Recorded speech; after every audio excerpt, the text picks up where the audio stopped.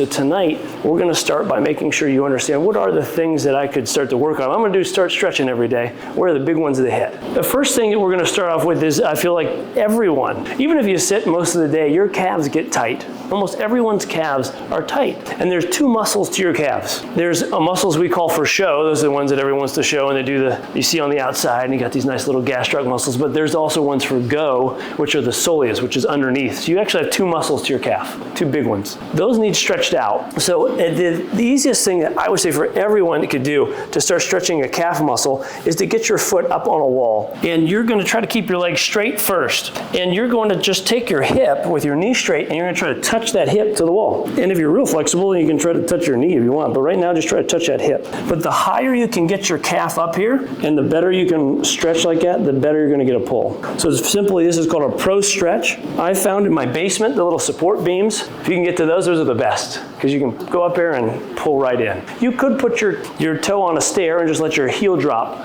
but I find this is better, okay? So this is, number one is trying to get that up on the wall. I would always start with this really, and I would try to just push that hip to the wall. Then, if I held that for 15 seconds, I would always say like 3 breaths. Then at that point, I would try to touch my knee to the wall, keeping that pushing into that. So calf stretching is straight and bent, and you're gonna hold that for like three deep belly breaths or just 15 seconds, okay? But that stretch again is gonna be something where you're making sure you have your foot, your foot is gonna be as high as you can up on that wall. It's like I'm almost falling backwards. Then that way, when I go to put my heel, I'm trying to keep my foot from sliding, and I wanna push that as best I can. So the higher up on the wall, the better. That's the key pro tip. Start real high, because it's gonna slip down a little bit. And then try to bend the knee too. That's getting the other muscle. This is the one I'd hold this for a good 15, 30 seconds, okay? Second stretch. So the next is your hip flexor. Your hip flexors, very much for most people, these muscles are short because we sit. So if we sit a lot throughout the day, these muscles get tighter.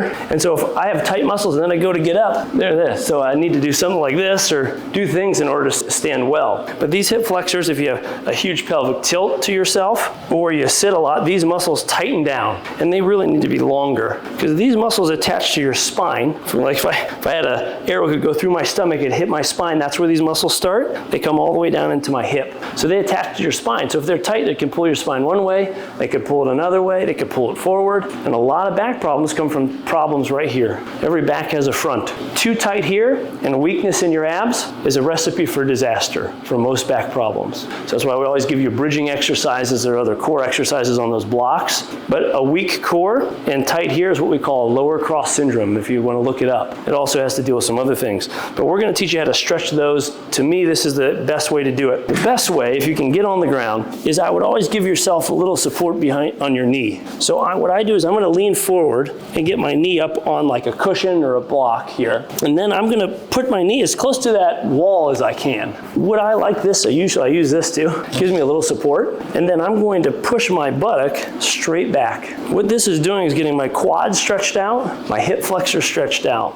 And I can just push. I don't really need to like hold it, like you could stand and hold it. This way you're getting all that force. And if you really want an extra little stretch, you take your pelvis and you tilt it this way, like a pelvic tilt. So when you pelvic tilt and you push back, you're really getting more pull. This hip flexor gets stretched even better. So you could do it with your foot up on the wall. You could also then get a little closer if you really wanted to, putting your foot flat like this and then push straight back again. This is the ideal way to do this. And if your knee is too tight or you need something soft. I got this really soft thing, but pushing back in is the best way to do that. You're just forcing back in. I'm not having to hold balance. I'm not pulling my thing. You're just stretching right back. If you can't get down that far for some reason, you could think about, and getting out of that, you have to be careful. You have to kind of learn how to do that. For most, if you're starting off with this and you've got a good stretch, you're like, oh, okay, I'm tightening and I'm pushing, just lean way forward, kind of let yourself walk back and then come up. That's going to be the best way to get out of that. I've learned over time, and I get strong enough, I can just push off the wall and I get up because it just seems easier. But if you could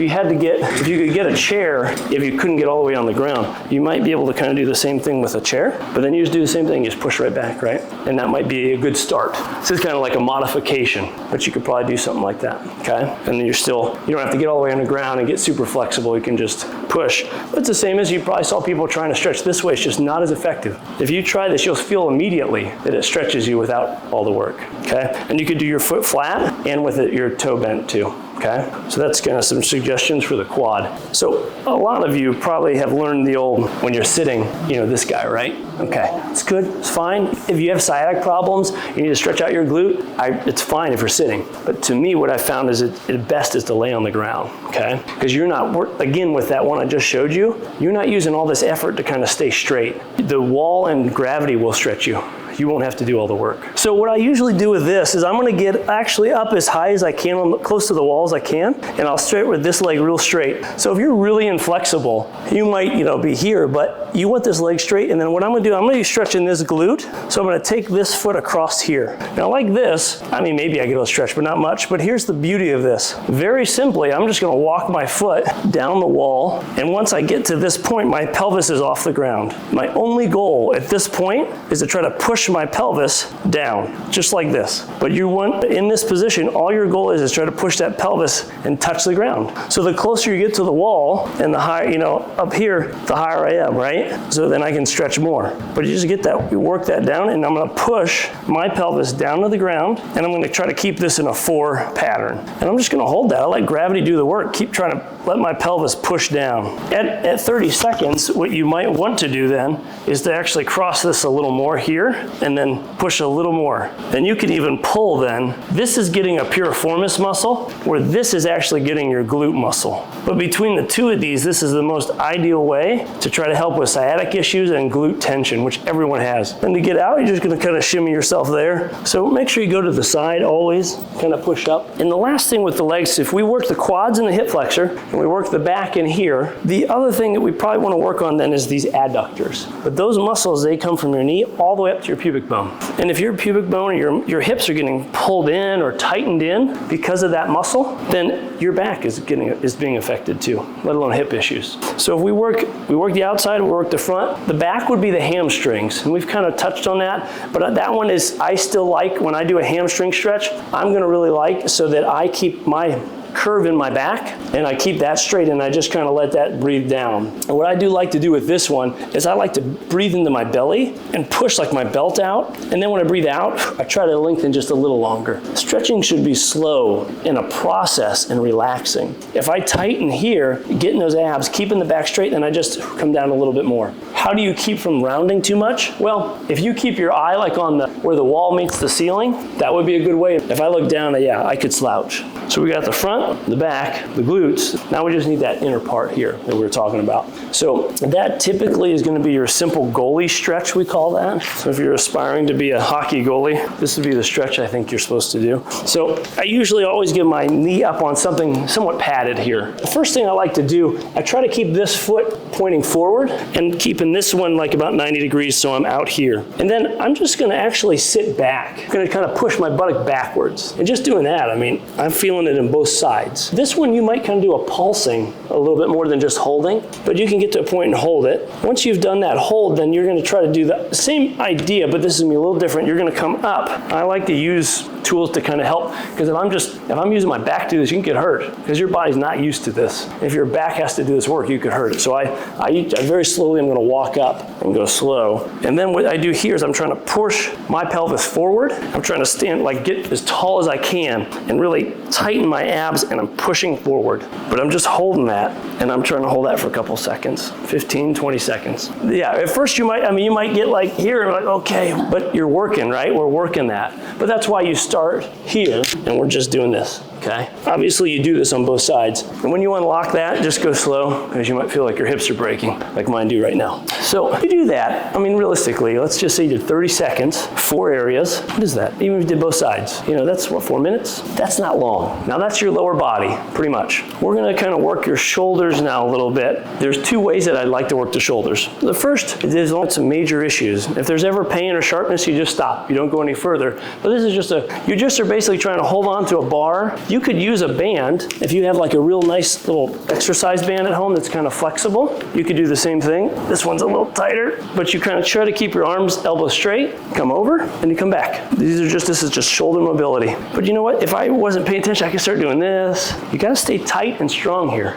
And if you really wanted to challenge it a little more, you could come down, take away your hips, and just do this here. But I'm always trying to keep tight and a good neutral position. You know, you get these at Home Depot, right? You get these, you tell them to cut them whatever length you want. But but you get a little, one of these rods are great to just help. If you're real inflexible, you can hold way out and just go, well, you don't knock yourself out. Just learn that, but just here, okay? So that's simple. You do 5 reps, 10 reps, very simple. The next thing, let's all do this because this would be fun for us to check ourselves. I think you guys can all just scoot forward on your chairs. You're just gonna scoot forward and you can run into each other, but you're gonna basically take your right arm, your right hand, and try to touch wherever you can on your shoulder. Just try to touch with your right hand. Just kind of remember where you touched, all right? Then with your left one, can you touch that hand? Can you come up? Can you get that, some people? Good. All right, Roger, don't hurt yourself. Good, all right. Now let's go do the same thing, but we're gonna go the other way. So with your left hand, try to touch like your other shoulder down your spine, and with the right one, you're gonna bring it up. You can see I have a big difference. So do I. Right, a lot of people a little difference that way. Okay, but you see how when you're trying to, if you can't do it, now, Roger, I'm just gonna point out, just because it's a really good example. When you can't touch, what do? You try to kind of like hunch and you're slouching.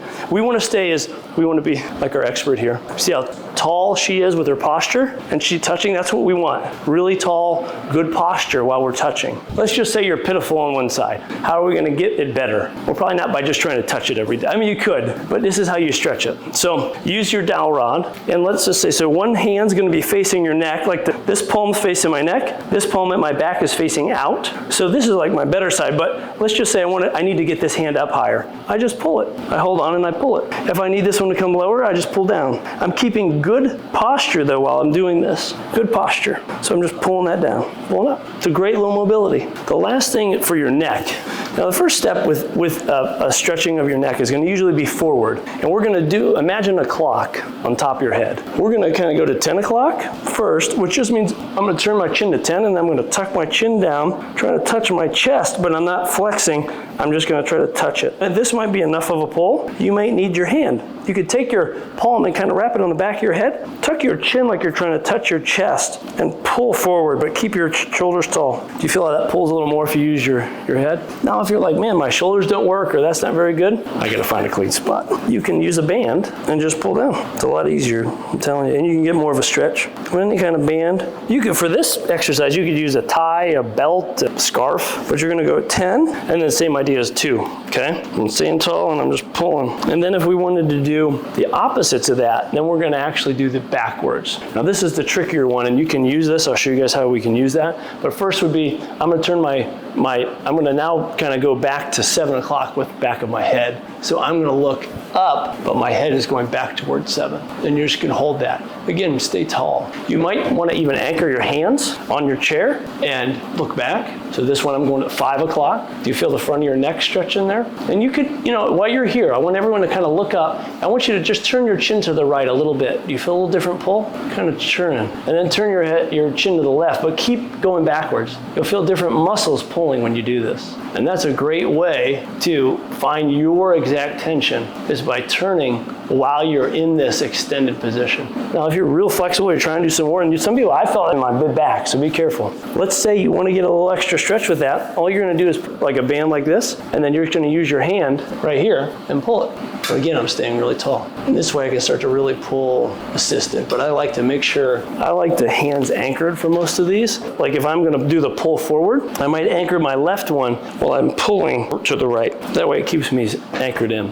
and like same here. So the last one then, which is I love the anchors for the hands for here. If I'm going to go to the right, I'm going to anchor my left hand. I'm going to tilt my right ear to my right shoulder. I'm trying to touch my right shoulder, but keep tall, good posture, your ears coming straight over. And then I'm just going to take my right hand, I'm going to pull that, just nudge that a little bit further, a little further. And this one you could almost lean your body a little bit just to get a little more pull. Do you feel if you're holding on the left side, just lean to the right. Do you feel the pull in your neck just by doing that? If you hold on to that? So let's go the other way. So I'm going to hold on, my right hand's holding on. I actually with this one, I like to lean just a little bit of a tilt, and then I'll feel a pull, and then I give it a little extra stretch there. Again, left ear, left shoulder, keep your head in alignment. We don't want it here. We don't want bad head posture in here. We want here.